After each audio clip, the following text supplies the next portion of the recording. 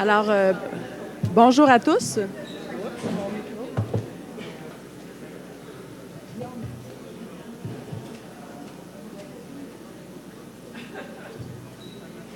Bonjour à tous. Moi, j'ai déjà... Moi, j'ai mis... Un petit instant, on va régler... C'est la bonne pluie.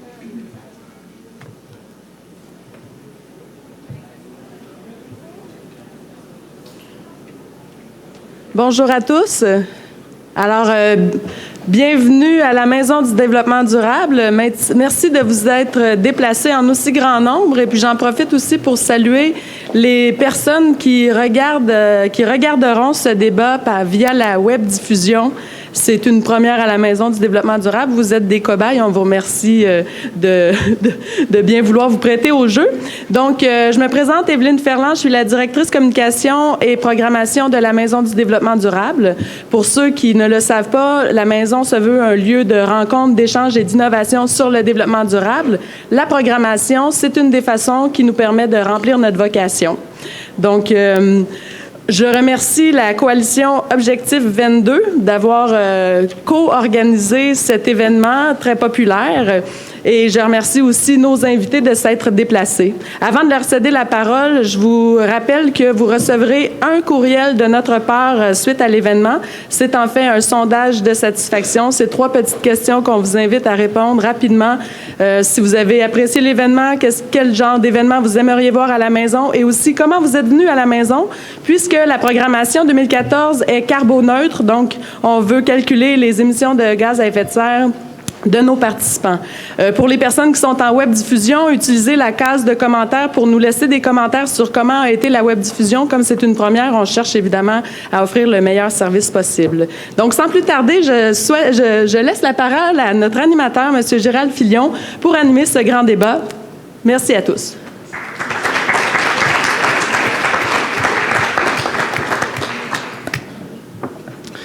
Bonjour, bon midi. Merci beaucoup d'être en si grand nombre dans cet endroit absolument inspirant, au cœur de notre belle ville et dans cet automne magnifique, même s'il est gris.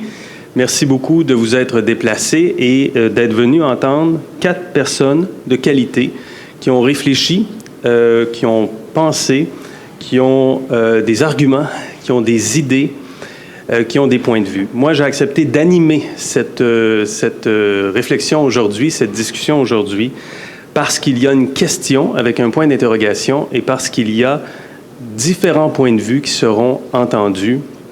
C'est très important de faire ce genre de rencontre-là et de réaliser ce genre de discussion-là. On ne peut pas toujours le faire dans le cadre d'une émission comme RDI Économie ou au téléjournal ou à 24/60 parce qu'il y a des pauses commerciales, on est toujours arrêté. Là, on va avoir une belle heure et demie ensemble où on va pouvoir entendre ces gens parler, débattre, discuter de ces questions. On va parler donc de croissance. Je veux d'abord remercier la coalition Objectif 22 de l'invitation et la Maison du développement durable d'organiser ce genre de rencontre.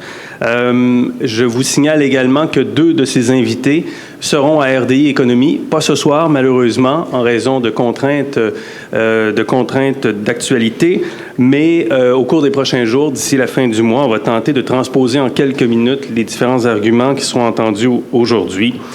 C'est un débat économique, très certainement, que de parler de croissance. C'est un débat de société et c'est certainement une question éthique au final. La croissance, c'est le développement, mais la croissance, c'est aussi, dans certains cas, malheureusement, la destruction environnementale. Et donc, dans une optique de développement durable, on doit se poser des questions qui sont fondamentales. Est-ce que la croissance économique est la solution à tout prix? Est-ce que notre modèle de croissance doit être repensé? Peut-on mieux croître? Peut-on soutenir la croissance économique tout en réduisant notre empreinte écologique? Le PIB, le produit intérieur brut, c'est la mesure dont on parle tous les jours. C'est la plus répandue pour comparer les États, les provinces, les pays, les régions, les juridictions. Ça mesure la production d'un baril de pétrole, ça mesure la production de planches de bois d'œuvre, ça va mesurer la valeur d'un rapport comptable qui est vendu à des clients, la production d'un service, etc. Ça additionne la production, mais ça ignore la destruction et la pollution engendrées par certains projets. Et c'est pour ça qu'il y a beaucoup d'économistes qui jugent le PIB imparfait, mais c'est tout de même l'outil de mesure qui permet en ce moment de faire des comparaisons entre des productions comparables. Alors, on pose la question aujourd'hui, la croissance, est-ce que c'est la solution ou c'est le problème? Peut-on décroître sans créer du chômage, de l'appauvrissement? Peut-on faire autrement que de miser sur la croissance alors que la démographie augmente, qu'il y a des millions, des milliards de personnes qui veulent accéder à notre niveau de vie et notre qualité de vie? 4 invités. Norma Kozaya, vice-présidente à la recherche et économiste en chef au Conseil du patronat du Québec. Elle est également chargée de cours au département de sciences économiques de l'Université de Montréal et elle a contribué à des travaux de recherche effectués en collaboration avec des professeurs du Centre de recherche et de développement en économique et du département de sciences économiques de l'Université de Montréal. Yves-Marie Abraham, professeur à HEC Montréal. Yves-Marie Abraham enseigne et mène des recherches dans le domaine de la sociologie de l'économie. Il a notamment dirigé la publication « Décroissance versus développement durable » chez Éco-Société et il a créé l'un des premiers cours universitaires sur la décroissance soutenable. Serge Mongeau, militant de longue date au sein des mouvements québécois de simplicité volontaire et de décroissance, ainsi que des initiatives de transition. Il mène également une carrière d'éditeur et il est l'auteur d'une vingtaine d'ouvrages. Et Bernard Landry, longue carrière politique au cours de laquelle il a occupé notamment le poste de ministre des Finances, mais différents ministères. Il a été premier ministre du Québec de 2001 à 2003, professeur au département de stratégie, responsabilité sociale et environnementale de l'École des sciences de la gestion de l'UQAM. Voilà, les présentations sont faites. Maintenant, je vais demander aux différents intervenants de parler de leur point de vue, de leurs idées sur la croissance, durant 7 minutes chacun. Ensuite, on va ouvrir le débat et ensuite, vous pourrez également poser quelques questions. On commence avec M. Landry.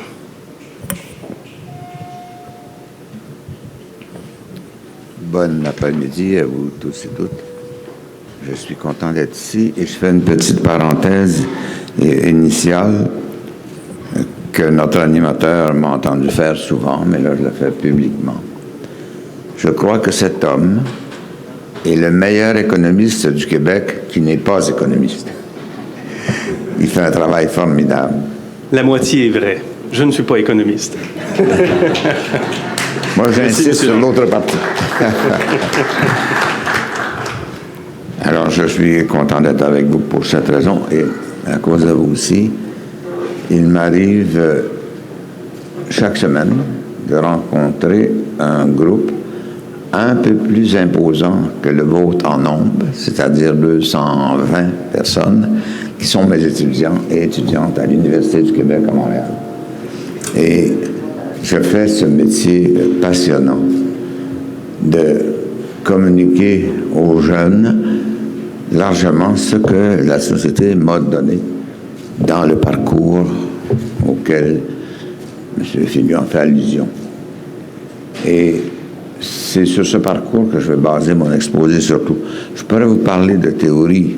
J'ai étudié l'économie comme tout le monde et on pourrait parler du produit national brut au coût des facteurs et ses diverses composantes, mais je voudrais aborder ça de façon un peu plus pratique et historique, si je puis dire. J'ai été confronté d'heure en heure et pratiquement toutes les heures de ma vie au développement économique. René Lévesque m'a condamné à cela. Et je l'en remercie d'ailleurs. C'est une formidable condamnation. Mais je n'ai jamais cru que l'économie et le matérialisme étaient la première valeur d'une nation. La culture est supérieure. La solidarité est supérieure. la répartition de la richesse. Et c'est dans cet esprit que le gouvernement Lévesque a commencé son action formidable. Il m'a nommé ministre d'État au développement économique. Mais il a nommé en même temps des gens beaucoup plus orientés socialement et parfois obsédés socialement à des ministères sociaux. Pierre Marois, ça vous dit quelque chose? Denis Lazure.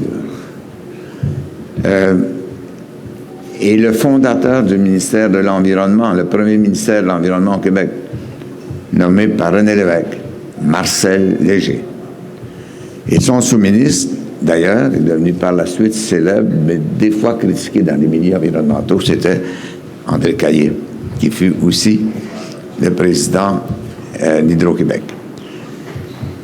Si je vous rappelle cela, c'est parce que dans les premiers mois de notre action gouvernementale, après nos premières rencontres au Conseil des ministres, j'ai fait une espèce de pacte. Nous avons fait une espèce de pacte avec les ministres chargés du développement social, chargés de l'environnement, et moi chargé de l'économie. Et j'ai dit, je veux vous proposer une chose. Vous êtes orientés par vos fonctions vers la répartition de la richesse. Et je vais vous seconder dans cet effort de répartition. Mais si vous voulez répartir quelque chose, je vous demande de me seconder dans la création de la richesse. Et globalement, c'est ce que le Québec des années suivantes a fait en consolidant ce qu'on a appelé le modèle québécois, qui n'est pas parfait, qui n'est pas sacro-saint, mais qui est un des bons modèles économiques contemporains, proche de celui de l'Europe du Nord. Et notre animateur a fait allusion au produit intérieur brut. Le produit intérieur brut, c'est une façon d'évaluer la richesse d'une nation. Mais Joseph Stiglitz a prouvé d'une façon éblouissante que ce n'était pas la seule façon.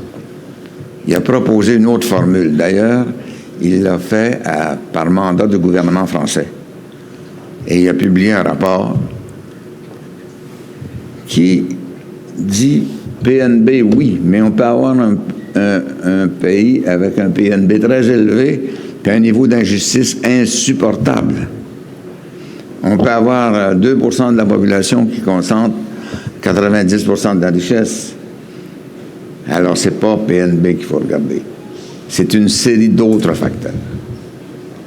Et Stiglitz en a mis de l'avant une douzaine ou à peu près. Et un économiste québécois, un des plus connus et des plus compétents contemporains, Luc Godbout, publie chaque année l'économie du Québec en 7 années. Alors, d'une année après l'autre. Et qu'est-ce qu'il répète? Il répète l'utilisation de la méthode Stiglitz au Québec, une quinzaine de facteurs. Alors, PNB, oui, mais santé, sécurité, espérance de vie, possibilité d'avoir un logement confortable et convenable pour les familles, répartition de la richesse. Et là, je vais vous dire une chose qui, au Québec, généralement, est très mal reçue. Le Québec arrive chaque année dans les premiers au monde, suivant l'indicateur Stiglitz. Parce que nous répartissons la richesse, parce que nous protégeons l'environnement, parce que nous avons un niveau d'éducation qui a bondi vers le haut. Quand j'étais à l'Université de Montréal comme étudiant... En terminant, M. Landry. Ben, j'ai terminé, ça m'a pris quelque temps. Ce que je voulais dire, c'est un autre chiffre éblouissant. Il y avait dans toute l'université 5000 étudiants. Et je n'ai pas dit étudiante parce qu'il n'y en avait pratiquement pas. À la fac de droit, je dis que j'ai fréquenté toutes les filles de ma classe et je l'ai épousée. Il y en avait une.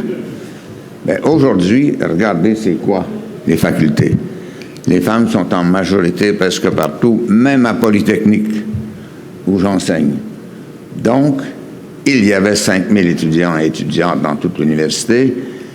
Et lundi, à l'Université du Québec à Montréal, j'enseigne à l'École des sciences de la gestion, où il y a, dans ce seul département, 15 000 étudiants et étudiantes en quantité.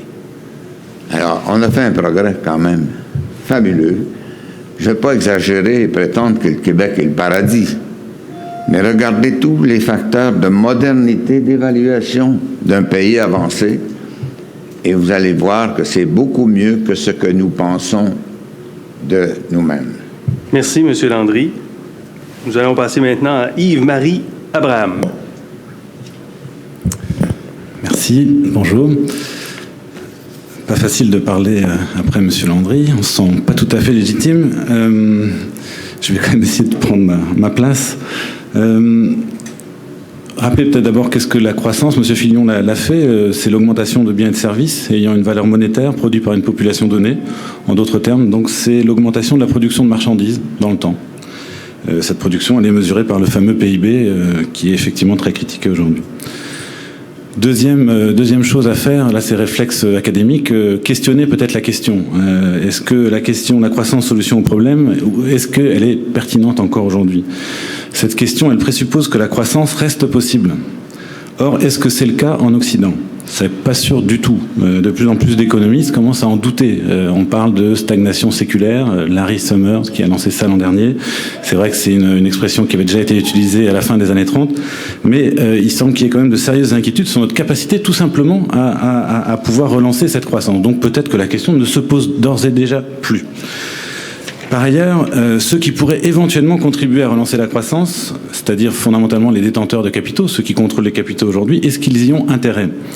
Pas sûr non plus. L'accumulation de capital se poursuit sans véritable croissance. C'est ce qui est passé au cours des dernières années et même dernières décennies dans une large mesure. Croissance très faible, mais par contre une accumulation qui, elle, a été très significative.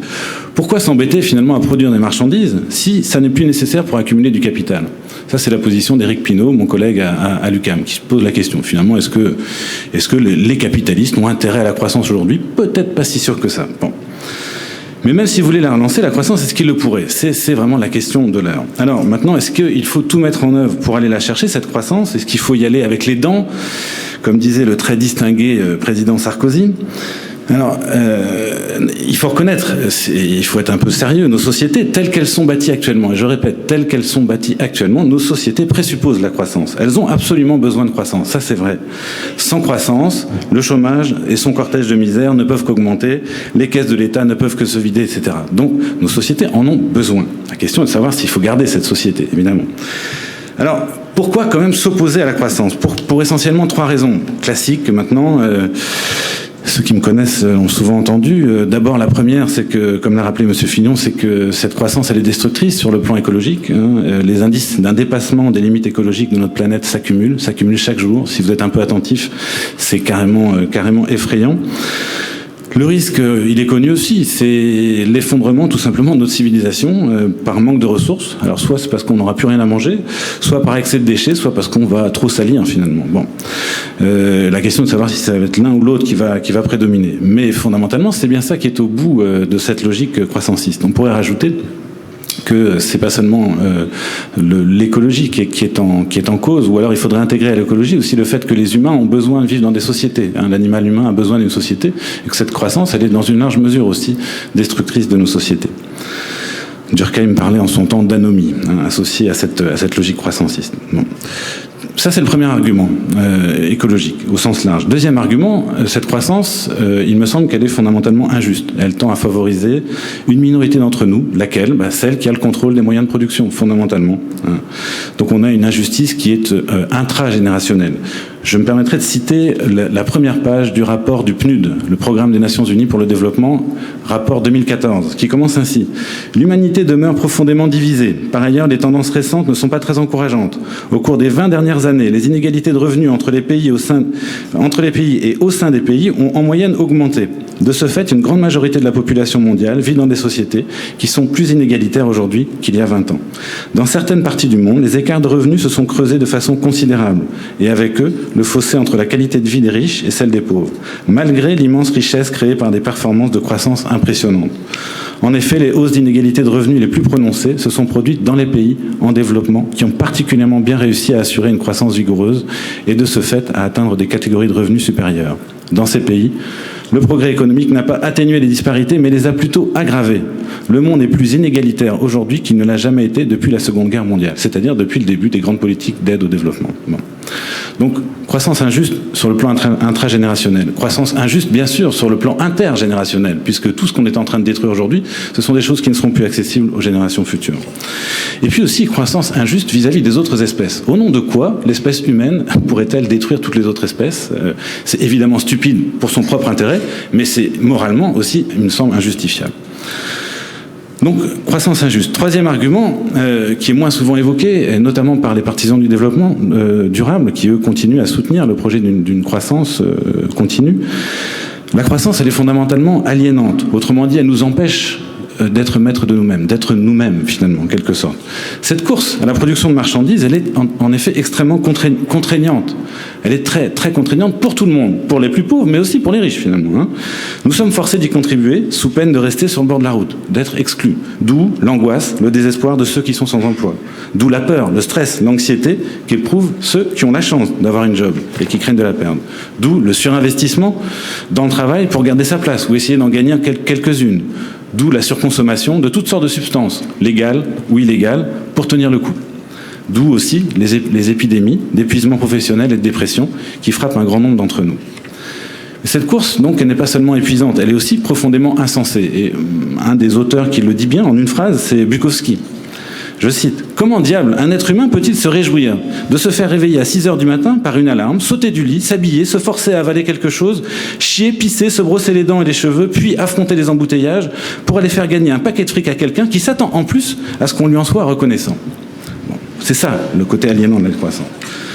Alors, c'est pas très étonnant de constater sur ces bases-là qu'il n'y a plus de corrélation entre la croissance économique mesurée par le PIB et les indicateurs de bien-être que nous utilisons dans nos sociétés aussi.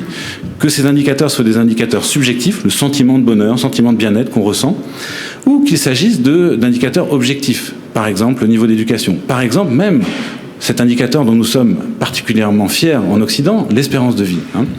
On constate qu'à partir d'un certain niveau de PIB, il n'y a plus de corrélation. On peut faire augmenter le PIB, mais ce n'est pas ça qui va faire augmenter forcément le niveau d'éducation, ni l'espérance de vie. La corrélation disparaît. On sait par contre que si on veut retrouver une corrélation entre ces indicateurs de bien-être et une autre dimension, c'est plutôt l'égalité, il semblerait, entre les humains qui soit un facteur clé. En terminant, M. Abraham. Ouais. D'où la proposition d'une décroissance soutenable, hein, c'est-à-dire d'une remise en question fondamentale de cette course dans laquelle on est, en s'appuyant sur essentiellement 3 principes très simples qui sont en fait des balises pour l'action. Produire moins, non pas tellement consommer moins, hein, puisque consommer moins, c'est dire aux consommateurs, c'est vous qui êtes responsable de tout ce désastre. Non, si on consomme autant, c'est parce qu'on produit autant et qu'on a besoin que ça soit consommé. Donc produire moins, première chose, partager plus entre humains aujourd'hui, vis-à-vis des humains du futur, et aussi avec les autres êtres vivants. Hein, ça impose des limitations sévères. Et décider vraiment. Ça a l'air d'être quelque chose de tout à fait évident et plate de dire ça, décider vraiment. Mais de quoi décide-t-on aujourd'hui dans nos vies ? De pratiquement rien. Notre vie politique se résume à quoi ? Fondamentalement, à mettre une croix avec un crayon à papier dans une petite case à côté d'un nom tous les 4 ans. C'est ça l'essentiel de notre vie politique pour la plupart d'entre nous. Donc de quoi décidons-nous ? De rien. Sur le plan économique, de quoi décidons-nous ? Non, ce sont les détenteurs de capitaux qui décident. Donc c'est ça aussi une des balises essentielles. Évidemment, ça suppose une remise en question fondamentale de notre société. Bon, merci. Merci beaucoup, M. Abraham. Merci bien. Au tour maintenant de Mme Norma Kozaya. Merci, bonjour tout le monde. Merci aux organisateurs pour l'invitation également. Évidemment, mon point de vue est un peu moins pessimiste. Je fais plus confiance à l'être humain. Évidemment, pour moi, la croissance économique, c'est loin d'être une panacée. C'est un moyen. Et c'est un moyen qui a fait ses preuves, qui nous a permis de faire face aux défis, faire face aux besoins et qui va continuer à le faire. Les défis et les besoins sont de différents ordres. Dans un cas, c'est le vieillissement démographique. Dans d'autres, c'est l'accroissement de la population, c'est le niveau, la qualité de l'environnement, les défis écologiques, les défis des inégalités. Donc, il y a plein de défis qui nous guettent.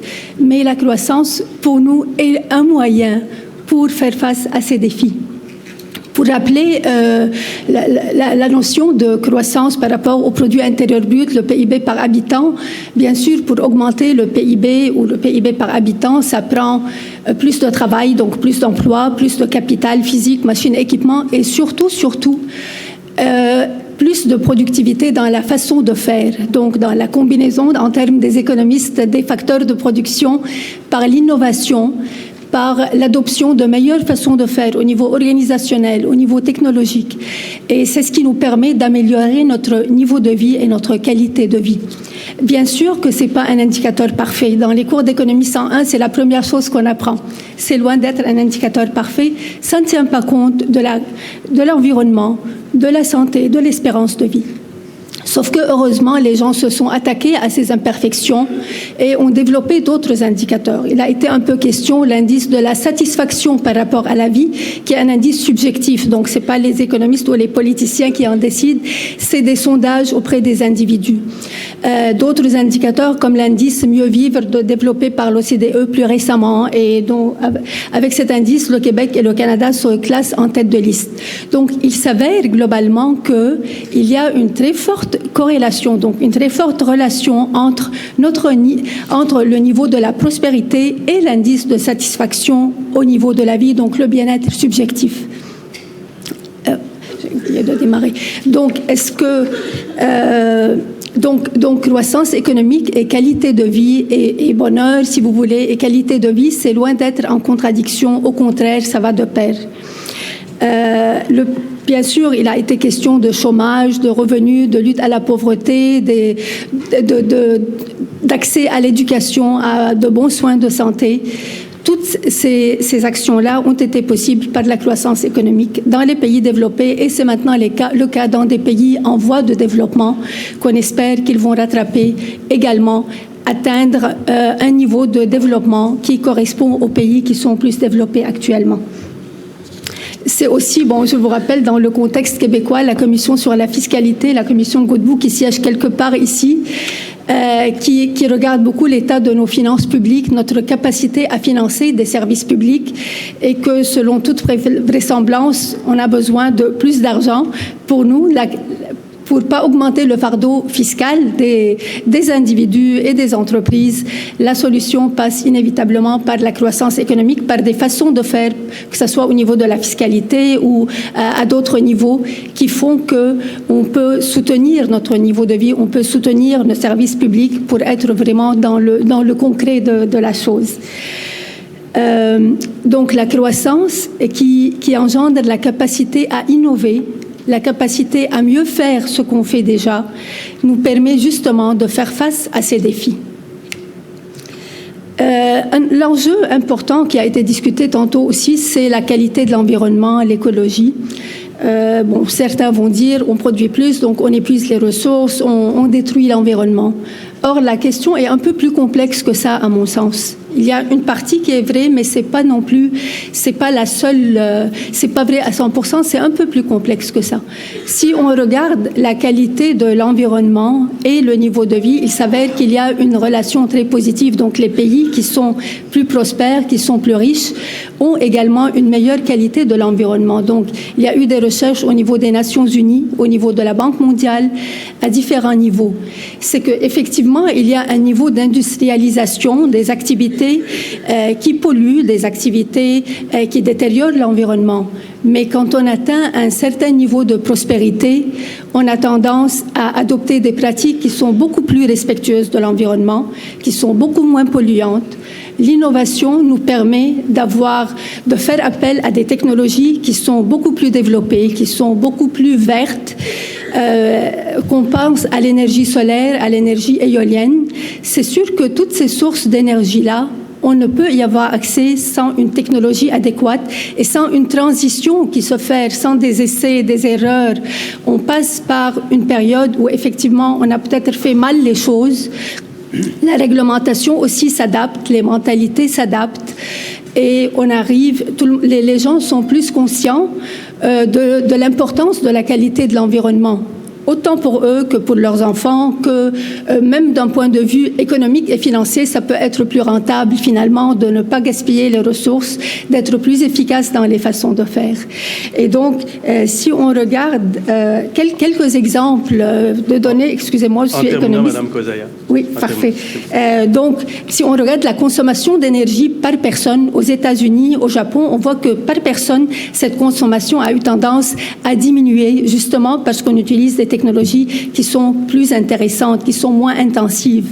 Si on regarde plus près de chez nous, tous les efforts d'efficacité énergétique au niveau de Gaz Métro, d'Hydro-Québec, des entreprises en général, de l'aluminium, on voit qu'on peut améliorer notre prospérité, notre qualité de vie, tout en faisant les efforts nécessaires pour plus d'efficacité énergétique, pour préserver l'environnement, pour préserver une qualité de vie. Et donc, en ce sens-là, la prospérité, la croissance économique est un moyen aussi pour atteindre d'autres objectifs qui ne sont pas strictement économiques, mais qui sont aussi, on va revenir pendant la période des questions. Si on regarde, c'est sûr qu'il y a des pays où ça va moins bien, mais des pays aussi qui nous montrent qu'il est possible de concilier richesse, développement durable, développement social, égalité sociale, protection de l'environnement. Les pays scandinaves dont on parle beaucoup sont un exemple, mais ce n'est pas le seul non plus.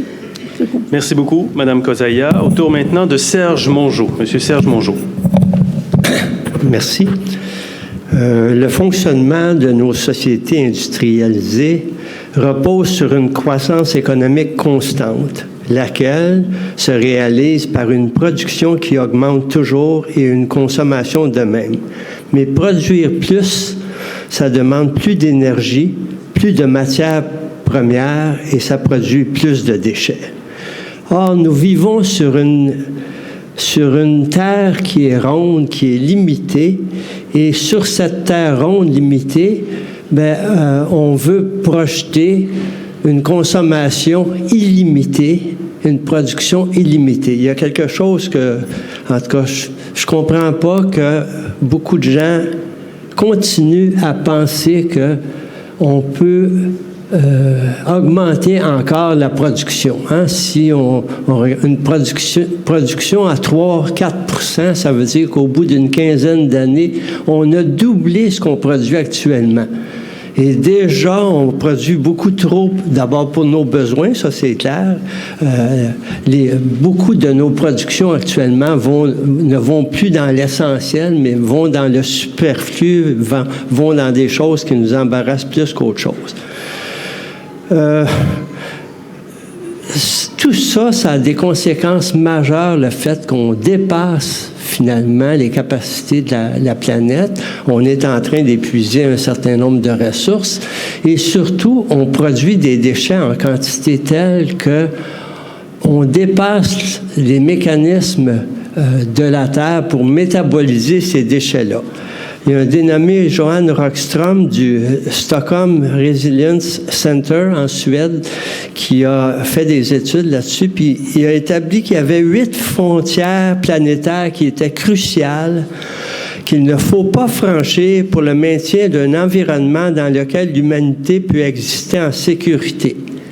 Bien, sur ces 8-là, c'est, par exemple, l'accumulation du gaz, du CO2, le réchauffement de la planète, la disparition des espèces, des choses comme celle-là.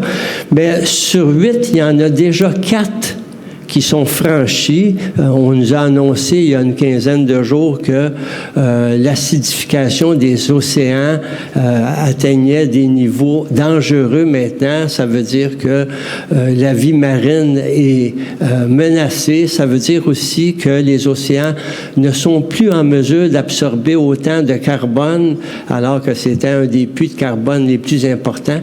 Et c'est tout ça qui est en train de se passer actuellement. Et ce à quoi quoi on va assister dans les prochaines années, c'est très clair. C'est des bouleversements climatiques avec des sécheresses, avec des inondations, avec beaucoup de conséquences comme la fin de l'agriculture industrielle. C'est très clair, le coût du pétrole et la raréfaction du pétrole va faire qu'on ne pourra plus, et aussi l'épuisement des terres, et les sécheresses à certains endroits, comme j'ai dit, les inondations à d'autres, on va perdre des milliers de kilomètres de terre basse sur lesquelles on fait pousser des choses actuellement. Donc, c'est évident qu'on s'en va vers des problèmes, des gros problèmes. Et un des gros problèmes, c'est certainement des migrations majeures. C'est déjà commencé. Actuellement, il y a plus de réfugiés environnementaux qu'il y a de réfugiés à cause des guerres.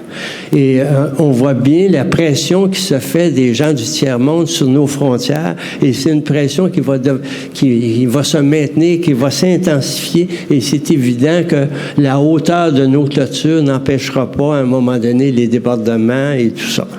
Donc, on s'en va vers un chaos, beaucoup de gens nous disent que c'est la fin d'une civilisation. Et quand on regarde ce que nos gouvernements font, ils font rien. Ils font rien sinon vouloir à tout prix continuer la croissance et de dire c'est par la croissance qu'on va régler ces problèmes-là. Et moi, je dis, le problème, c'est la croissance, ça n'est pas la solution aujourd'hui. Et ce qu'il faut très clairement, c'est s'en aller vers un autre type de société et non essayer à tout prix de maintenir cette société en nous parlant de dématérialisation qui n'est pas possible. C'est sûr que oui, on peut avoir des autos qui vont rouler avec moins d'essence, mais il va falloir quand même en mettre un peu dedans. Il va falloir les construire, ces autos-là aussi. C'est sûr que aussi, on essaie de verdir la croissance, mais verdir la croissance, ça demande quand même, on prend quand même des substances, même si on en prend moins et on épuise nos ressources.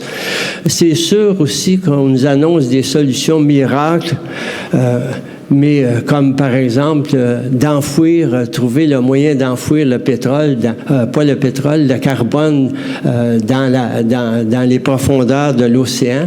Mais en même temps, ce sont des solutions dont on ne connaît pas les problèmes à long terme. C'est un peu comme, finalement, on nous a sorti à un moment donné le nucléaire qui nous permettrait d'avoir de l'énergie de façon illimitée. Et on voit bien qu'on ne savait pas à ce moment-là qu'est-ce qu'on ferait des déchets nucléaires et on n'a pas réglé ce problème-là. On ne sait pas plus aujourd'hui encore. Et c'est la même chose avec le type de solution dont on parle actuellement.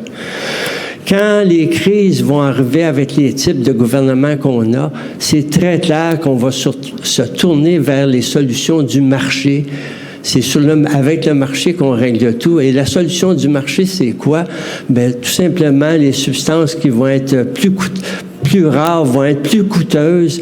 Et à ce moment-là, on va se construire une société où les riches vont pouvoir répondre à leurs besoins, mais pas les autres. Mais c'est clair et on le voit de plus en plus, que plus il y a des inégalités dans une société, plus tout va mal dans cette société-là. Je vous recommande un des derniers livres d'Éco-Société, l'égalité, c'est mieux, et où vraiment on le démontre comment la croissance des inégalités affecte l'ensemble de la société dans tous les domaines. En terminant, M. Mongeau. Bon, non, ce qui est nécessaire, c'est vraiment la fin de la croissance et la fin du productivisme. Et c'est clair que si rien n'est fait, les catastrophes s'en viennent. Je pense qu'il faut choisir la décroissance et non attendre qu'elle nous soit imposée. Et la choisir, il y a déjà beaucoup de solutions qui sont proposées, comme une société plus égalitaire, où on fait les choses plus collectivement, où on fait les choses localement, où on accepte une certaine frugalité et surtout où il y a une vraie démocratie, où on prend les décisions ensemble au lieu d'attendre que ça nous vienne d'en haut. Merci. Merci beaucoup, M. Mongeau. Merci pour ces présentations. Merci beaucoup. Je vous avoue franchement que je ne sais pas comment relancer le débat parce qu'il y a beaucoup de choses qui ont été dites. Et puis à chacun, j'aurais dans le fond le goût de poser des questions, mais je veux partir du fait que nous vivons sur une planète où il y a une croissance démographique importante, exponentielle. Et puis bon, ça monte, ça va de plus en plus rapidement. On a des pays émergents, des gens qui veulent accéder à notre niveau et nos qualités de vie. En même temps, nous avons des ressources physiques atteintes, pourrait-on dire, ou en tout cas limitées jusqu'à un certain point. On a le défi climatique qu'on ne parvient pas à relever. Ça, c'est très, très clair. Alors, qu'est-ce qu'on fait de ce point de vue-là? Comment on fait pour vivre avec cette croissance démographique, le fait qu'il y a des gens sur la planète qui s'additionnent et qu'il y a davantage de gens, des millions, pour ne pas dire des milliards, qui veulent aussi accéder à un certain niveau de vie, mais qu'en même temps, nous avons ces limites que vous avez bien décrites et qui sont dépassées dans la moitié des cas, comme le disait M. Mongeau. M. Landry, peut-être, d'abord. Serge Mongeau, que je connais depuis très longtemps, et nous avons partagé plusieurs idées, et j'espère qu'on en partage encore. Je ne t'inviterai pas à parler à mes étudiants et mes étudiantes de l'UQAM. Nous ne sommes pas là pour décourager la jeunesse. Nous ne sommes pas là pour présenter toutes les choses sous un angle négatif. Je crois en l'humanité et à ses capacités. Et quand j'entends mes jeunes se désoler de quelques centaines de morts au Moyen-Orient, je sympathise avec eux, comme avec les morts et leurs familles. Mais je leur dis, ce qui est arrivé en Irak en 4 ans, 4000 morts, c'était un quart d'heure en 1939-45. Il faut regarder les choses comme elles sont. L'humanité s'est comportée d'une façon barbare. Entre 14-18, les nations les plus avancées de la Terre, celles de Goethe et de tous les philosophes, s'infligent 25 millions de morts. Et ils se disent après, no mass, nevermore, that's over. Et ils reprennent la bataille quelques années plus tard, mais là, avec la technologie avancée, ils font 52 millions de morts. Alors, regardons les choses telles qu'elles sont. Nous ne sommes pas au paradis, nous ne sommes pas en enfer non plus. Et les êtres humains sont capables de trouver des formules, de trouver des solutions à une grande partie des problèmes qui sont les nôtres.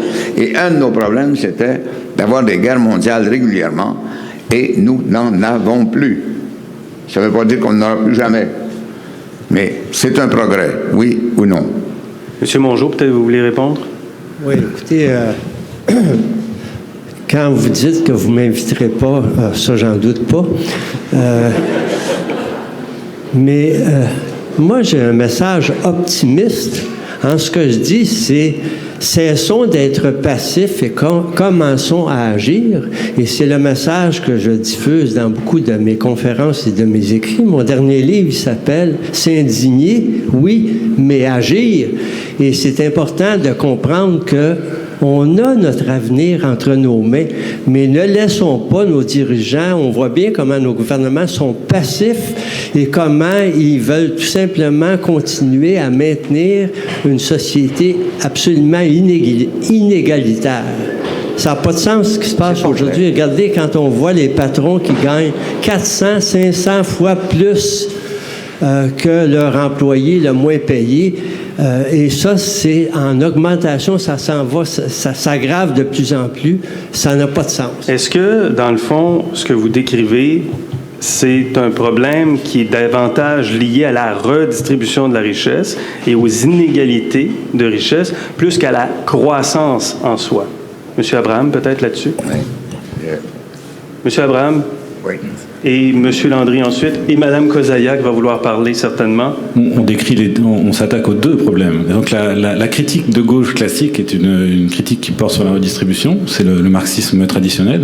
Là aujourd'hui, on reste d'accord avec cette idée-là, mais on souligne un problème qui nous paraît être peut-être plus grave, qui est celui de l'impossibilité de cette production. Donc qu'on soit ensuite dans n'importe quel modèle, le point de vue des croissancistes met tout le monde d'accord. C'est-à-dire que le socialisme réellement existant n'a pas été mieux que le capitalisme libéral. C'est deux formes de capitalisme, tout aussi destructrices l'une que l'autre, tout aussi détestables et tout aussi intenables l'une que l'autre. Donc non, il y a bien la critique du productivisme avant tout, avant même la critique de la redistribution de la richesse, en soulignant que, M. Landry l'a fait à sa manière tout à l'heure, il ne faut pas confondre richesse et valeur. Le PIB mesure notre capacité à créer de la valeur. Par contre, en termes de richesse, non. Comme le disait, c'était, je pense, Bob Kennedy qui disait le PIB mesure à peu près tout, sauf ce qui vaut qu'une vie vaille la peine d'être vécue. C'est-à-dire l'amour qu'on porte à ses enfants, notre capacité à vivre bien les uns avec les autres. Tout ça, on ne mesure pas. Et c'est ça la vraie richesse. Donc la décroissance, c'est aussi un moment où on réfléchit, c'est qu'est-ce que pour nous, collectivement, qu'une vraie richesse. Ce qu'on ne fait plus. Et on n'a absolument pas le choix de se positionner là-dessus. Politiquement, on a le choix entre 4 personnages qui se présentent tous les 4 ans. C'est tout. Donc on n'a absolument pas de débat de fond sur c'est quoi la richesse qu'on veut avoir ici au Québec et puis ailleurs dans le monde. Monsieur Landry, vous vouliez parler, ou Mme Kozaiak peut-être avant? Monsieur Landry, Mme Kozaiak ensuite. Voilà. Sur la non-répartition de la richesse, il se fait chez les intellectuels au moins, et de plus en plus chez les gouvernants, une sorte d'unanimité. Piketty, là, il a vendu combien d'exemplaires de son bouquin où il démontre que c'est le problème contemporain, économique et social le plus grave. La semaine dernière, la France était honorée d'avoir le prix Nobel d'économie. M. Tirole, même sujet de fond. La crise dont nous ne sommes pas sortis actuellement, là, elle découle de la non-répartition de la richesse. Et ce n'est pas des écrivains socialistes qui l'ont démontré, c'est des Wilskid de l'Université de Chicago. On a cessé de répartir la richesse. L'inégalité est passée en 30 ans de 1 à 30 pour le salaire moyen le plus élevé à 1 à 300. Alors, où est la catastrophe? La catastrophe, c'est que si les gens n'ont pas ce qu'il faut pour consommer, avec quoi va-t-on soutenir la croissance? Et les mêmes Wilskid, ils ont trouvé un moyen. On va leur prêter de l'argent. Et c'est l'engrenage infernal de la crise de laquelle nous ne sommes pas sortis. Voilà, Madame je dis, oui, quand je vois des réunions syndicales, et ça m'arrive souvent, je suis membre à vie du syndicat des travailleurs de l'automobile. Je suis très honoré de ça. Et je leur dis en particulier, avoir été anti-syndical il y a 10 ans, c'était être antisocial. Aujourd'hui, c'est être anti-économique. Parce que les syndicats qui peuvent nous énerver de temps en temps, qui énervent le gouvernement et bien d'autres, c'est un instrument puissant de répartition de la richesse. Et le problème majeur que nous avons présentement de non-répartition, si on n'avait pas les syndicats et les impôts des gouvernants pour répartir, il serait 10 fois plus tragique. Madame Kozaiak, je pense que là, il y a une circonstance. On va y aller, M. Landry, Mme Kozaiak. Je vais vous céder la parole, je vous le promets. Je vous crois. Merci. Madame Kozaiak. Oui, moi, je veux revenir un peu en arrière parce qu'il y a effectivement beaucoup de choses qui ont été mentionnées juste sur la question de la population, de l'augmentation de la population. Je suis peut-être un peu naïve, mais il y a beaucoup de problèmes qu'on a déjà envisagés par le passé. À la fin du XVIIIe siècle, le démographe Malthus, qui prédisait la famine dans le monde et puis qu'on n'aura plus de nourriture pour nourrir toute cette population. Et aujourd'hui, on vit dans une ère où on a une abondance de la production alimentaire. C'est sûr qu'il y a encore des pays qui ont des problèmes, mais notons que le pourcentage des personnes qui sont en pauvreté extrême, donc les gens qui vivent à $1,25 1,5 par jour, a diminué de moitié au cours des 20 dernières années. Donc, il y en a encore beaucoup, mais il faut quand même reconnaître les progrès gigantesques qui ont été faits grâce à la croissance économique. On s'inquiétait à la fin du 19e siècle, Jevons, de l'épuisement du charbon. Aujourd'hui, on veut qu'on ne plus utiliser le charbon parce qu'on a trouvé des alternatives qui sont plus intéressantes, pas juste économiquement, mais écologiquement. L'énergie solaire aux États-Unis, hier, je lisais un article de Stephen Guilbeault, que je n'avais pas les chiffres, qui dit que l'énergie solaire aux États-Unis a connu une croissance de 418% de 2010 à 2014, donc au cours de 4 ans. Ça demeure marginal, mais c'est en croissance. Et c'est justement parce qu'on a des progrès technologiques, on a de l'innovation qui permet qu'on peut se payer ce genre d'énergie-là, de découvrir ces énergies-là, de les utiliser de plus en plus. C'est peut-être pas demain la veille qu'on va tout changer en énergie solaire ou éolienne, mais c'est une étape dans notre transition énergétique. C'est une étape, comme il y a eu d'autres étapes. Et puis quand je discutais avec quelqu'un sur cette question-là, il m'a dit, vous savez que c'est le pétrole qui a sauvé les baleines? Là, on parle beaucoup, évidemment, de la question des baleines, parce que l'huile de baleine était utilisée pour l'éclairage. On l'a remplacée par le kérosène. Et puis, par la suite, on l'a remplacée par d'autres produits, d'autres sources d'énergie. Peut-être juste pour conclure, parce que je m'excuse, j'aime un peu les chiffres. Donc, comme je l'avais dit, au Québec, les progrès en termes d'efficacité énergétique, Gaz Métro, par exemple, depuis 2001, les gains en efficacité énergétique correspondent à 3 fois la consommation des nouveaux clients. Donc, c'est vraiment gigantesque. Pour Hydro-Québec, c'est plus ou moins pareil. Dans d'autres domaines, c'est plus ou moins pareil. Bien. Et c'est une direction dans laquelle il faut continuer. Je veux vous poser une question pour vous ramener sur un débat qui nous touche de près, c'est-à-dire les finances publiques du Québec. Le gouvernement est entré dans une phase, pourrait-on qualifier d'austérité, où le gouvernement a décidé de réduire des crédits d'impôt, de revoir sa fiscalité et donc de couper essentiellement dans l'appareil de l'État et dans des emplois également. Ce qu'on explique souvent, c'est que le gouvernement joue sur les dépenses, mais ne joue pas assez sur les revenus. C'est-à-dire que la croissance économique au Québec, présentement, elle est faible. Comment, M. Mongeau, je vous pose la question, comment on finance nos services publics et ceux qu'on s'est donnés s'il n'y a pas de croissance ou si on n'alimente pas davantage la croissance économique? Comment on fait ça autrement? Bien, je pense qu'il faut revoir certains services. Ça, c'est une première chose. Donc, vous êtes d'accord, on coupe dans les services? Non, il faut organiser notre société différemment pour que, justement, on puisse donner des services autrement. Bon, je vais juste prendre un exemple, la santé.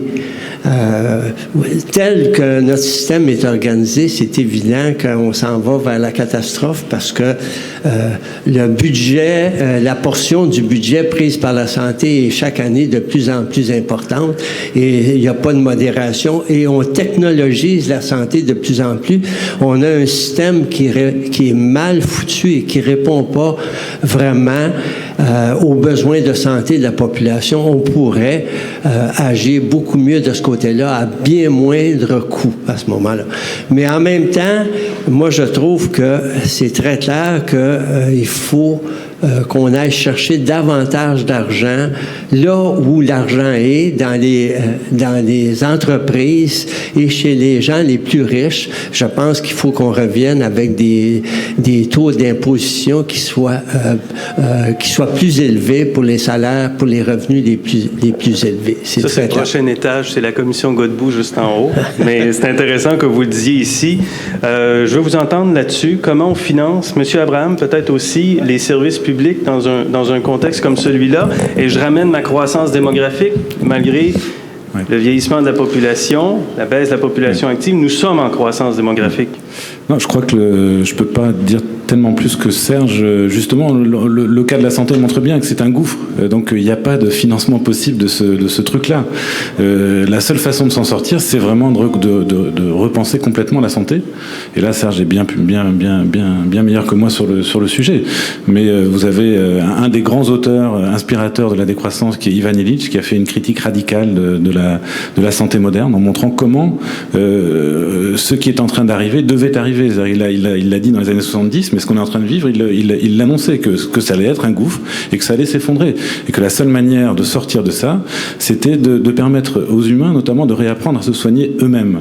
Et notamment aussi par mesure de prévention. Donc c'est tout un autre rapport, notamment à la technique, en fait. Notre santé aujourd'hui est hyper technologisée et par ailleurs complètement entre les mains d'énormes firmes pharmaceutiques qui font leur fric avec notre souci de santé. C'est ça qu'il faut défaire fondamentalement. C'est pour ça qu'il n'y a pas d'ajustement à la marge, il n'y a pas d'approche réformiste à notre avis. D'où la position radicale de la décroissance. Il faut vraiment repenser tout ça. Mais il faut commencer en donnant la possibilité aux humains de se prononcer là-dessus. Ce qui est à nouveau, je le répète, absolument pas le cas aujourd'hui. On ne nous demande pas notre avis sur la bonne manière de se soigner, notamment aujourd'hui. Donc, c'est un appel à une sorte d'efficacité sociale et individuelle. De révolution. De révolution. Pas forcément violente, pour l'instant, mais de révolution, ça c'est certain. Voilà. Ouais. Mais avant la révolution, est-ce que on devrait augmenter la taxation, justement, des plus riches, des entreprises, comme le propose monsieur... bonjour, Madame Kozaya. Évidemment, c'est la réponse pour moi, et clairement non. Mais si je vous dis que l'argent est là, par exemple, si je vous dis qu'on cherche de l'argent puis qu'on cherche des moyens d'avoir des nouveaux revenus alors que la croissance économique est faible. L'argent est là, mais je vous dis que lorsqu'on va augmenter encore plus l'imposition, il ne sera plus là. Il va être ailleurs, dans les provinces et les pays qui taxent moins.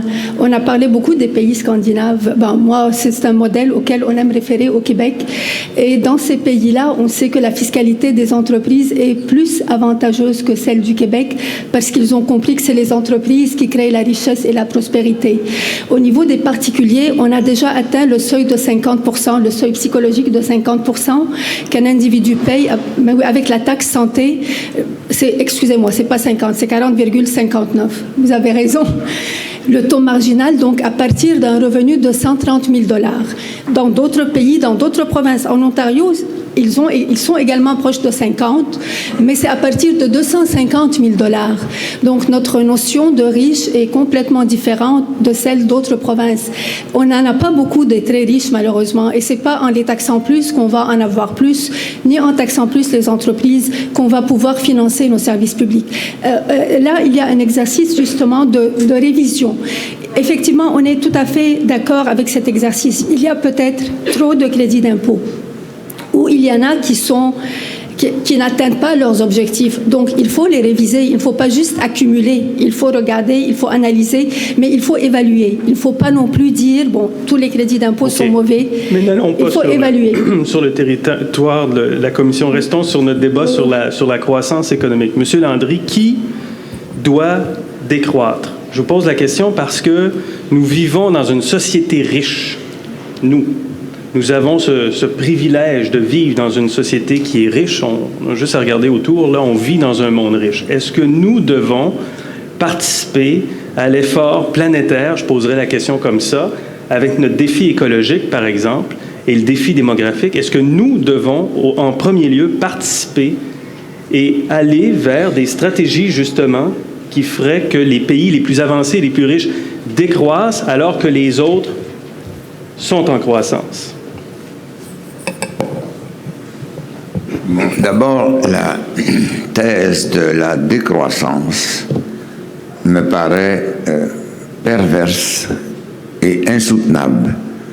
Et ceux qui la défendent devraient nous parler des catastrophes qui se suivront l'arrêt de la croissance ou la décroissance.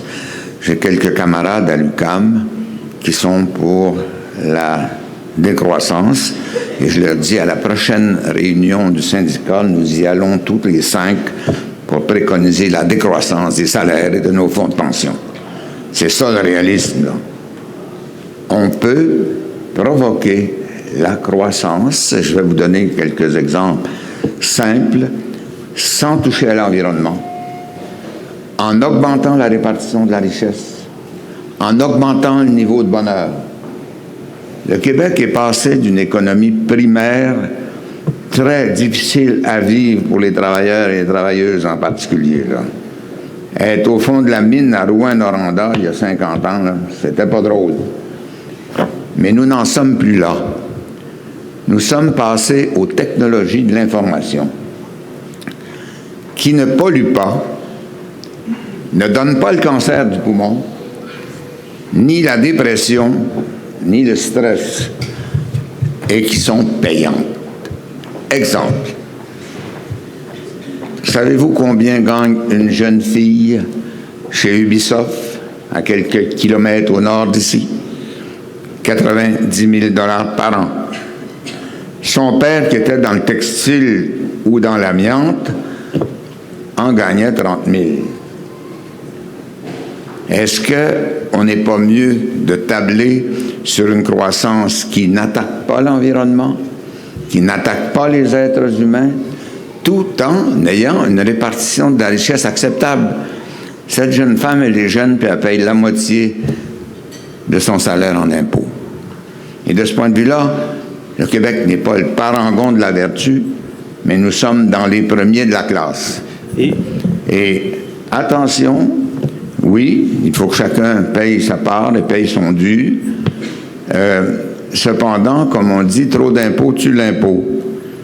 Si vous voulez faire une bonne étude approfondie de cette question-là, regardez ce qui s'est passé en France au cours des 15 dernières années.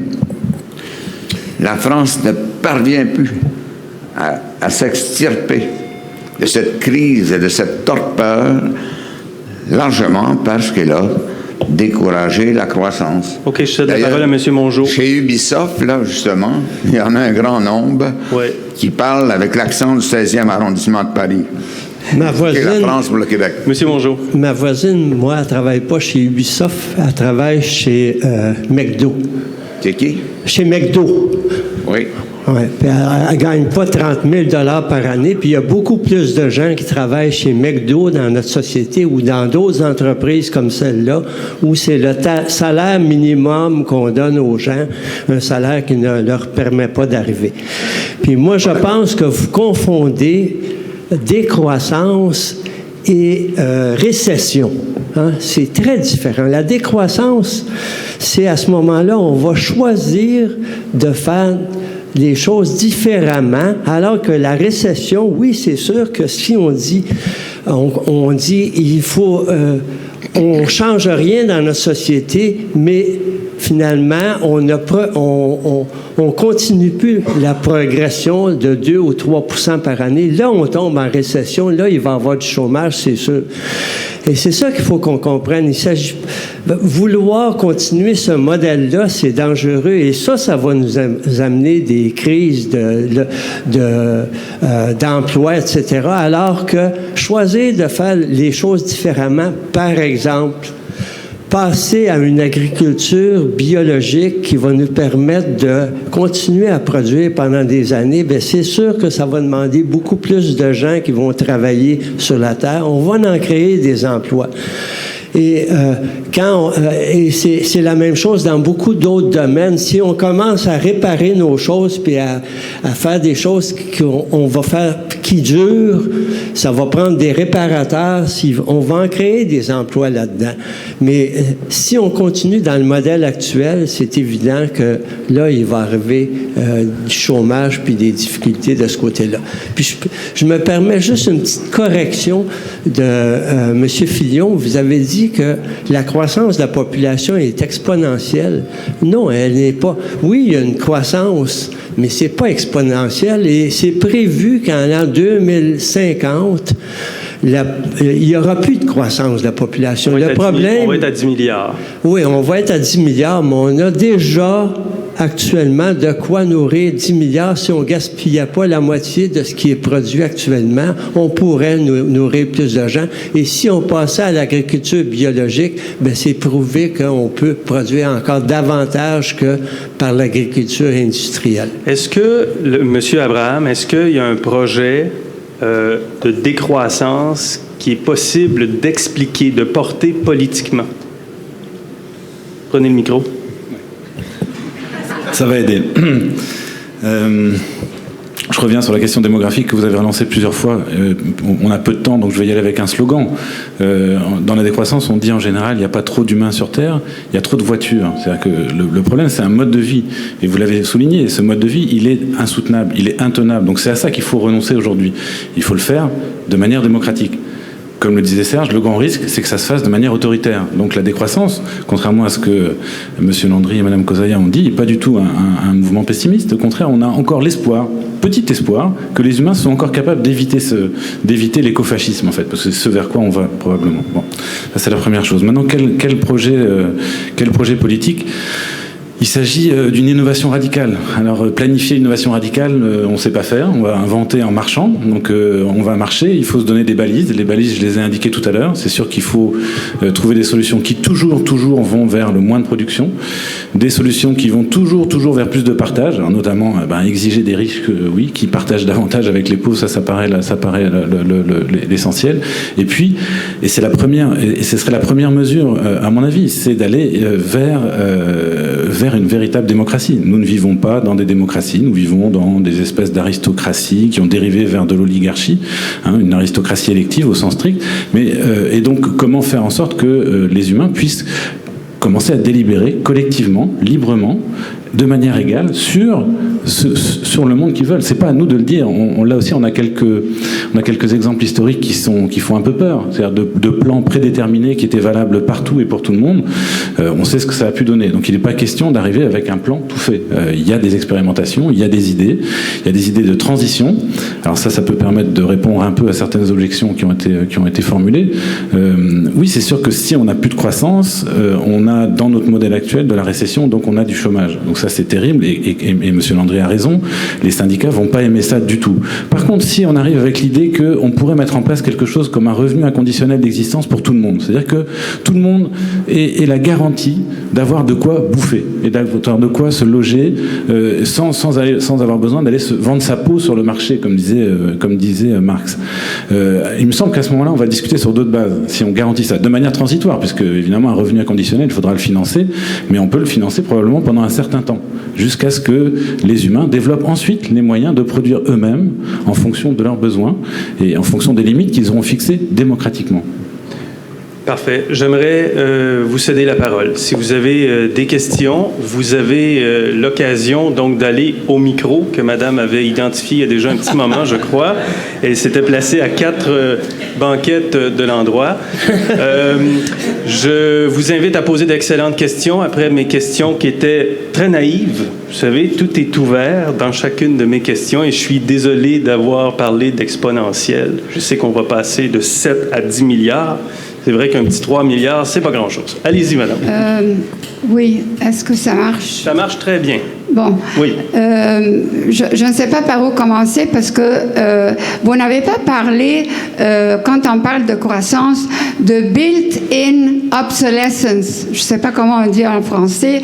C'est de l'obsolescence qui tout le temps... Hein?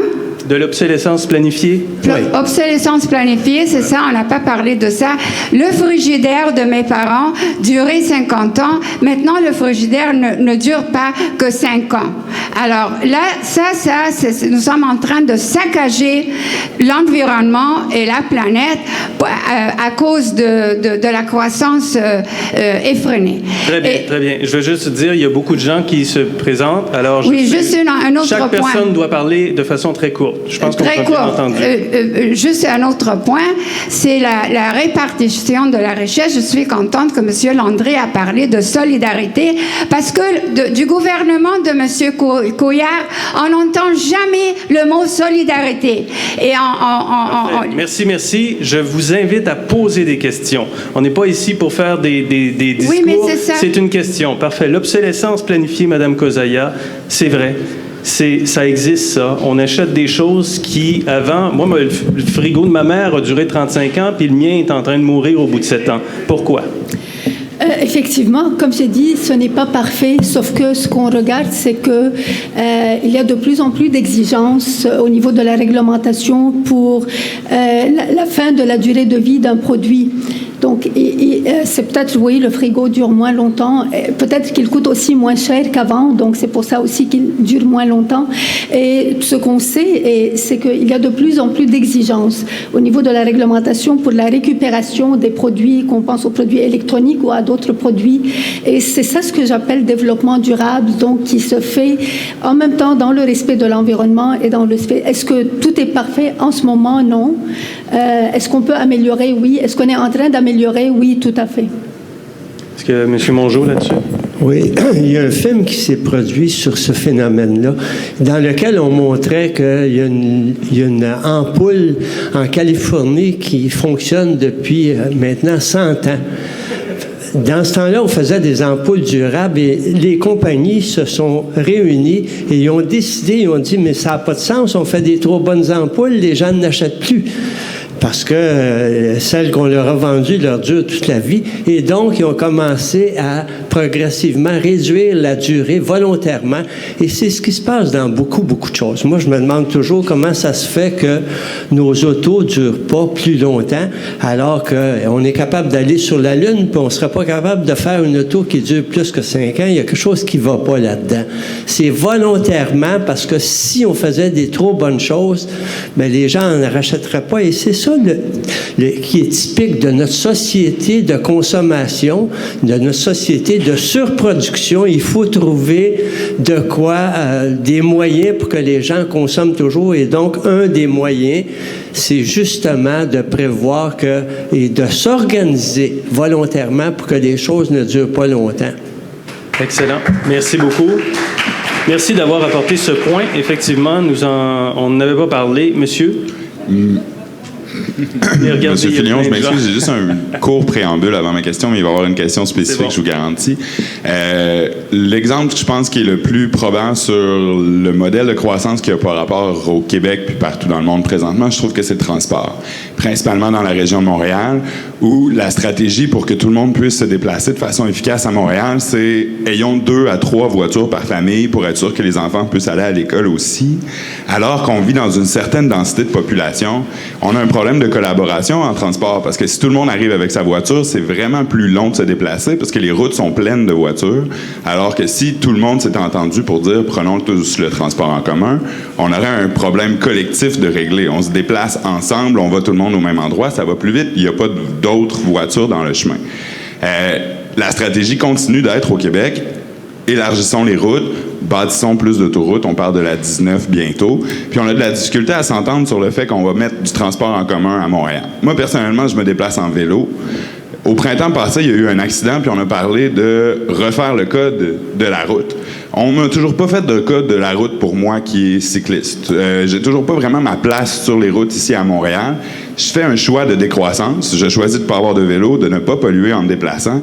On me récompense pas pour ce choix-là. On me met dans le trafic, on me laisse sans trop de choix, puis on continue à proposer aux familles d'avoir des plus grosses voitures, puis d'en avoir 2 et 3 par famille. Clairement, le modèle est brisé, il faudrait le changer. Je crois, comme vous, que c'est politiquement qu'on va réussir à changer ce modèle-là. Okay, et présentement, il y a quelque chose qui se passe d'intéressant au PQ. On est en train de changer de chef. Moi, je pense qu'on a la chance d'avoir Bernard Landry avec nous. Est-ce que vous pensez sérieusement, M. Landry, que le Parti québécois est capable de se réinventer et de créer la décroissance, de nous donner un environnement où on est capable de ne pas avoir 4 chars par famille pour se déplacer? Si oui, peut-être que je pourrais prendre ma carte de membre. M. Landry va répondre à cette question.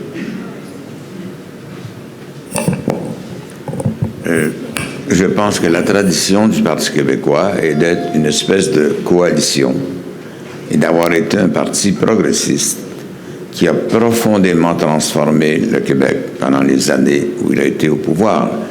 Et je le crois capable de se refaire, de se rebâtir.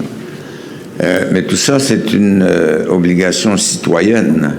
Quand vous parlez de prendre votre carte, c'est ça la solution. Il faut que les citoyens s'engagent suivant leurs convictions et utilisent notre démocratie à travers les partis politiques. Notre système n'est pas parfait, mais c'est le moins abominable. Alors, c'est le temps, si on veut refonder le Parti québécois, ce sont des bonnes années. Pour le chef comme pour le programme. Prochaine question. Oui, bonjour. Je n'ai pas de question. Mais je voulais simplement revenir sur la question démographique en établissant certains faits. Je travaille depuis plus d'1 an et demi sur un projet, à titre de recherché, sur un projet de film documentaire sur les problématiques populationnelles. Et je pense qu'il est important d'établir que la problématique croissance-décroissance est intimement liée à la question démographique. Et je voulais, pour vous flatter un peu, Monsieur clairvoyant. Vous voulez me flatter, mais votre micro ne fonctionne pas? Ça oui, va? je pense qu'il fonctionne. C'est bon, OK, parfait. C'est très rare. Alors, quels sont les faits? Il y a 10 ans, l'Organisme des Nations Unies, spécialisé sur les projections démographiques, établissait un fléchissement de la croissance démographique avec un plafonnement à 9,5 milliards d'individus sur la planète aux environs de 2050. Maintenant, la prévision a été revue il y a quelques mois à peine. Et maintenant, les conclusions sont les suivantes. Le même organisme, je connais l'acronyme anglais, mais pas l'acronyme français, établit qu'il n'y aura pas de stabilisation de la population au 21e siècle, c'est-à-dire d'ici 2100, et qu'on se dirige vers une population de 11 milliards et plus. Actuellement, nous sommes 7,6 milliards à peu près. L'autre fait que je veux établir, et j'achève, c'est que, bon an, mal an, sur cette terre, il y a 200 millions de grossesses qui sont indésirées. Vous me voyez venir? C'est-à-dire que c'est possible d'agir sur la composante populationnelle en mettant au premier plan la lutte pour les droits des femmes à la maternité librement consentie. Et là, si on saute à bord de ce bateau, on a un fleuve doré devant nous parce que la lutte pour un avenir meilleur est intimement liée à la lutte pour la libération des femmes. Parfait. Merci. On s'arrête là-dessus. Merci beaucoup. On y va avec une autre question.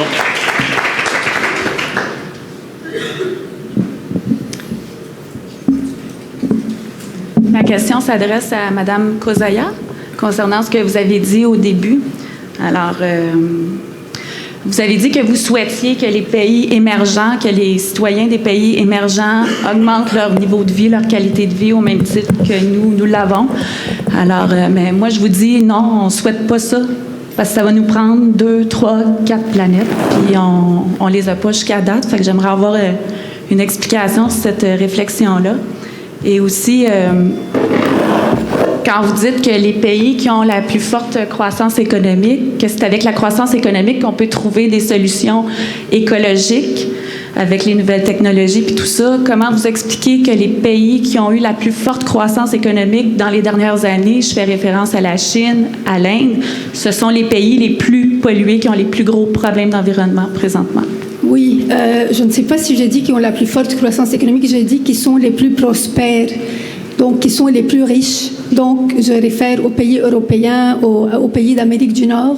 Et c'est pour cela que si les pays émergents qui sont à une étape d'industrialisation que les pays occidentaux ont déjà traversé il y a 50 ou 100 ans, ils sont pratiquement à la même étape ou à la même phase de développement avec des technologies qui sont très polluantes, qui sont très peu vertes.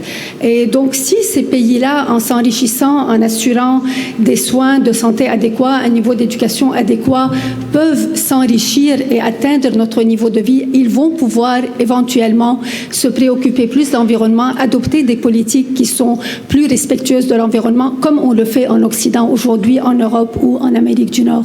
Donc, c'est pas la plus forte croissance, mais c'est les pays qui sont déjà plus prospères, comme les pays européens, les pays scandinaves et les pays en Amérique du Nord. Alors, il reste 3-4 minutes. Si on peut être très court, là, je sais qu'il y a déjà beaucoup de monde. Allez-y. Bonjour à tous, Didier Minessi. Un commentaire, une question. Ce commentaire, et elle rejoint un peu l'intervention qui a été faite tout à l'heure, c'est une croissance de qui? Je crois, M. Fillon, que vous l'aviez très justement posé à M. Landry. Je regrette que M. Landry, l'homme politique que vous êtes, n'ayez pas nécessairement répondu, sinon en nous parlant de Rouen-Noranda, quand on parle effectivement de peut-être justement les différences entre un hémisphère nord et un hémisphère sud. Et une croissance de qui? Pour qui? Dans quel but? Financée comment? Par qui? Avec quels horizons sociaux? C'était mon commentaire. Je regrette que ces questions ne soient pas nécessairement abordées. Ma question plus directement concerne donc Madame Kozaya, qui veut nous faire croire, avec une foi peut-être aveugle dans les technologies, que nous avons des solutions dans que ce fût des énergies alternatives et autres. il me semble, quand nos économies reposent essentiellement sur le pétrole et les produits dérivés du pétrole, que ce pétrole doit nécessairement être à bas coût. À partir du moment où la ressource va manquer, on peut imaginer une très forte volatilité du prix du pétrole et donc un blocage de tout le système en soi. Tout le monde sait, pour être un peu ou pas scientifique, que quand une technologie doit être développée, il lui faut un certain temps de maturité. Et aujourd'hui, nous n'avons pas ce temps. On sait définitivement aujourd'hui que le pétrole va nous manquer à horizon court terme. Donc pourquoi nous faire croire aveuglément en des technologies, sachant qu'on sait très bien qu'on n'a plus ce temps-là nécessaire aujourd'hui? Alors, on va prendre une dernière intervention et ensuite je ferai réagir. Allez-y. OK, moi, ma question est assez brève. C'est que la décroissance va nécessiter nécessairement des renoncements à des privilèges. Et je suis pour la décroissance depuis au moins 40 ans. Et j'aimerais savoir qui va accepter, qui va voter pour la décroissance. Ma question s'adresse à celui qui fait oui. À M. Abraham, je pense. Merci. Alors, M. Abraham et Mme Kozaya, peut-être pour terminer. C'est le risque de la démocratie. Si on a une vraie démocratie, si on pose vraiment la question, on verra bien. On verra bien. C'est sûr que dans l'état actuel des choses, il y a un tel bourrage de crâne, on va dire. Il y a une telle évidence qu'on peut pas sortir de ce modèle-là que je pense qu'il y a peu de gens qui seraient prêts à faire le pas. Dans le mouvement de la décroissance, on utilise une belle expression qui vient de Cornelius Castoriadis, un grand philosophe. On parle de décolonisation de l'imaginaire. La première étape, c'est celle-là. C'est comment se sortir de notre imaginaire, notre monde, et arrêter de le voir comme une évidence, comme le seul monde possible, ou comme dit M. Landry, le moins mauvais possible. Bon, je pense qu'aujourd'hui, c'est le pire des mondes possibles, et il faut effectivement que de plus en plus de gens en soient convaincus. Donc, ce serait le point de départ. Madame Kozaya. Je m'excuse, mais j'ai pas l'impression en utilisant des chiffres, en utilisant l'expérience passée, le passage qu'on a fait du charbon à d'autres produits, au pétrole, au gaz, éventuellement à l'électricité, à l'énergie. Moi, je crois que c'est pas de l'aveuglement, c'est des constatations. Et je suis plutôt confiante que ça va se poursuivre. Est-ce que ça va se faire au rythme qu'on souhaite? C'est ce qu'on souhaite, et je crois que nous avons la preuve qu'il y a beaucoup de choses qui se sont améliorées. Pour ce qui est de la pénurie de pétrole ou du pic pétrolier, je n'en sais rien. Tout ce que je sais, c'est que aux États-Unis aujourd'hui, ils sont en train de produire à cause de la technologie, et que ça va devenir un producteur important de pétrole, ce qu'on s'en doutait pas du tout il y a quelques années. Et donc, c'est en train de changer. Et puis, l'histoire a quand même quelques exemples assez intéressants. Monsieur Mongeau. Le pic du pétrole, oui, il y a du pétrole encore, mais il est de plus en plus cher à exploiter et de plus en plus polluant aussi. Et il faut tenir compte de ça. Moi, je pense que aussi quand on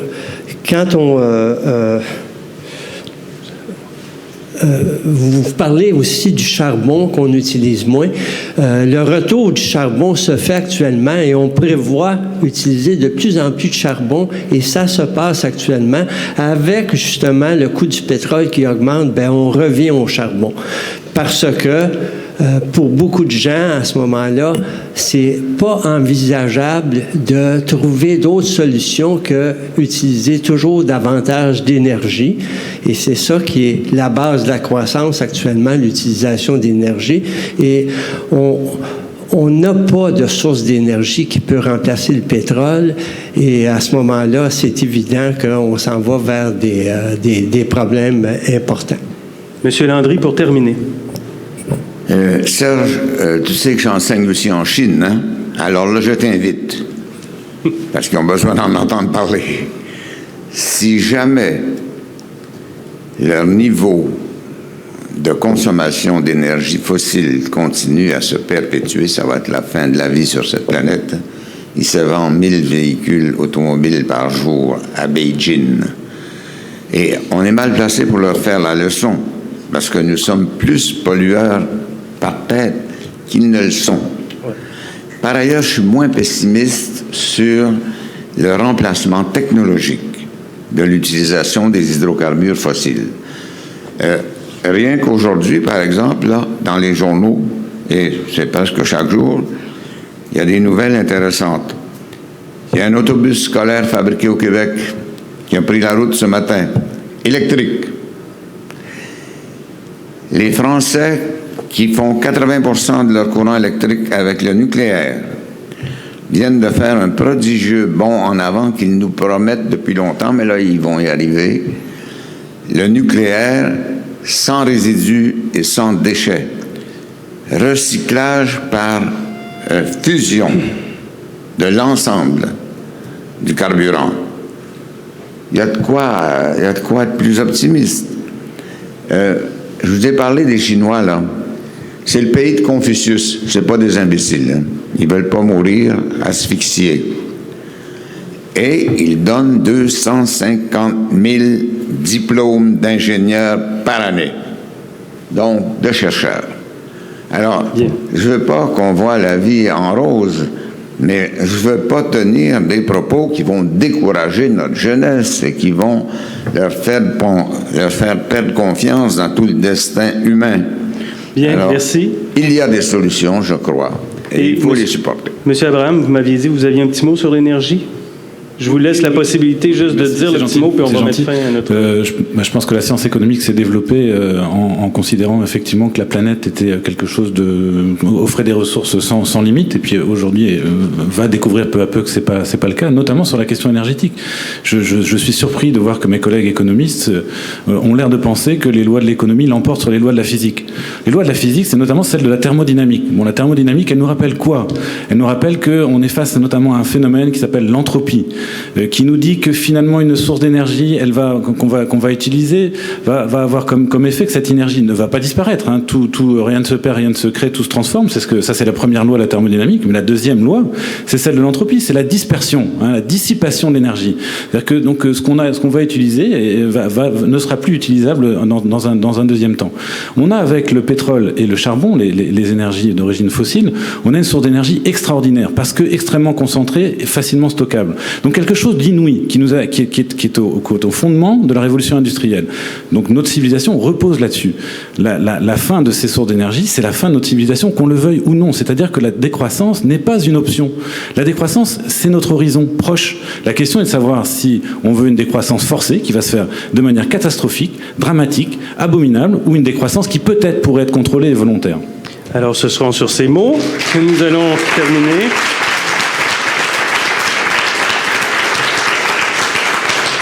On a tenté de laisser un peu plus de place aux questions que ce qui était prévu dans le programme. Je tiens à remercier sincèrement nos 4 invités, Norma Kozaya, Serge Mongeau, M. Abraham, Yves Abraham et M. Bernard Landry. Merci à nos 4 invités.